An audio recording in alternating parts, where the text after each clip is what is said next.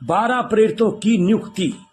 लुका 6 अध्याय की 12 आयत के अनुसार यीशु ने अपने शेष चेलों को चुनने से पहले पूरी रात प्रार्थना में बिताई।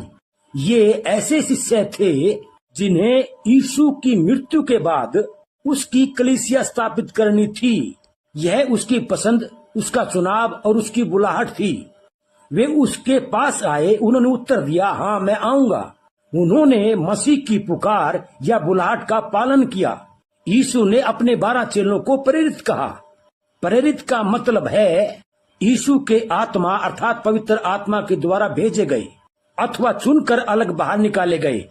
यीशु ने उन्हें अधिकार दिया कि वे उसके नाम का प्रचार करें तथा उसके नाम से दुष्ट आत्माओं को बाहर निकालें और उन पर विजय प्राप्त करें। आमीन।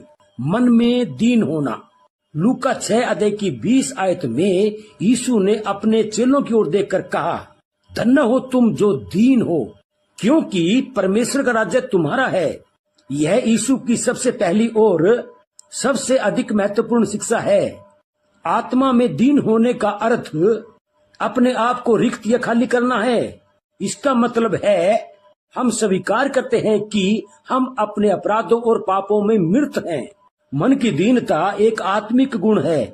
परमेश्वर अब सिर्फ उन्हें ग्रहण करता है जो सचमुच उसके सामने अपने आप को दीन करते हैं। परमेश्वर ने कहा कि मैं ऊंचे पर और पवित्र स्थान में निवास करता हूँ और उनके साथ रहता हूँ जो मन के दीन हैं। आमीन। और परमेश्वर ने यह भी कहा, मैं अभिमानियों का सामना करता हूँ और दीनों पर अनुग्रह करता हूँ। लुका 6 अध्याय की 21 आयत में परमेश्वर का वचन कहता है, धन्य हो तुम जो अब भूखे हो, क्योंकि तृप्त किए जाओगे। धन्य हो तुम जो अब रोते हो, क्योंकि हंसोगे। आमीन। अगर हम भूखे बने रहेंगे तो परमेश्वर हमें भरपूर करता रहेगा। हम अधिक से अधिक पवित्र बनेंगे। हम अधिक से अधिक पवित्र आत्मा के फल प्रदर्शित करेंगे। उसकी परिपूर्णता से हम सब ने प्राप्त किया है, अर्थात अनुग्रह पे अनुग्रह। मसीह की यह इच्छा है कि हम परमेश्वर की सारी भरपूरी तक परिपूर्ण हो जाएं। यीशु कहता है, किसी व्यक्ति को खुश रहने के लिए पहले शोक मनाना चाहिए।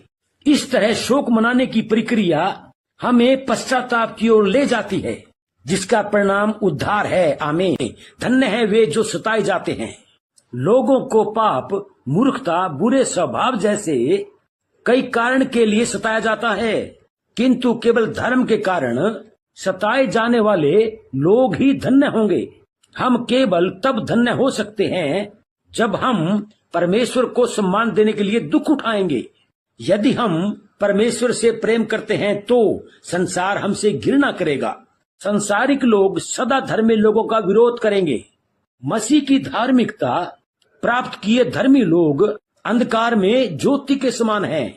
संसारिक लोग ज्योति से घृणा करते हैं, क्योंकि प्रकाश उनके बुरे कार्यों को प्रकट करता है। सच्चा धर्मी व्यक्ति संसार का नहीं होता, वह स्वर्ग के राज्य का नागरिक होता है। अतः संसारिक लोग उसे सताते हैं। आमीन। पर यीशु ने कहा है, तुम धन्य हो। आनंदित और मगन होना।